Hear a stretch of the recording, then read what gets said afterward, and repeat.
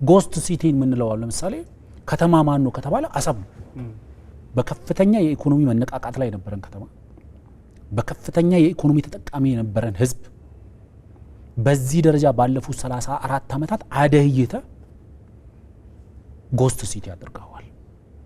የዚህ ዋነኛው ምክንያት የአፋር ህዝብ ኢትዮጵያ ውስጥ ያለው የአፋር ህዝብ ጅቡቲ ውስጥ ያለው የአፋር ህዝብ ያለውን የኢኮኖሚ ተጠቃሚነት ያለውን የፖለቲካ ተጠቃሚነት ያለውን የተለያየ ያስተዳደር ስርዓት ባህሉን ቋንቋውን ምናምን የማሳደግ መብቱን ኤርትራ ውስጥ መስጠት አይፈልግም።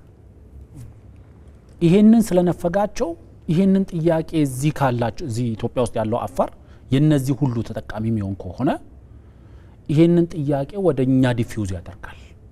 የኛዎቹም እኛ እንደ ኢትዮጵያ ውስጥ እንዳሉ አፋሮች እኛ ጅቡቲ ውስጥ እንዳሉ አፋሮች የኢኮኖሚ ተጠቃሚ መሆን እንፈልጋለን የሚል ጥያቄ ይመጣል። ስለዚህ ሻዕቢያ ይሄንን መስጠት አይፈልግም። ይሄንን ላለመስጠት ተደጋጋሚ ዘመቻዎችን በአፋር ህዝብ ላይ ያደርጋል። ይሄ ለዓለም አዲስ ነገር አይደለም። ለኔ እስከሚገባኝ ድረስ ላለፉት 34 ዓመታት ተደጋጋሚ ዘመቻዎች የተካሄደበት ህዝብ የትኛው ነው ከተባለ ኤርትራ ውስጥ የሚኖር የአፋር ህዝብ ነው። በከፍተኛ ደረጃ በሳይለንት በሚባል ወይም ደግሞ ዝም በተባለበት ወይም ደግሞ በዝምታ የተፈናቀለ ህዝብ ማን ነው ከተባለ የአፋር ህዝብ ነው።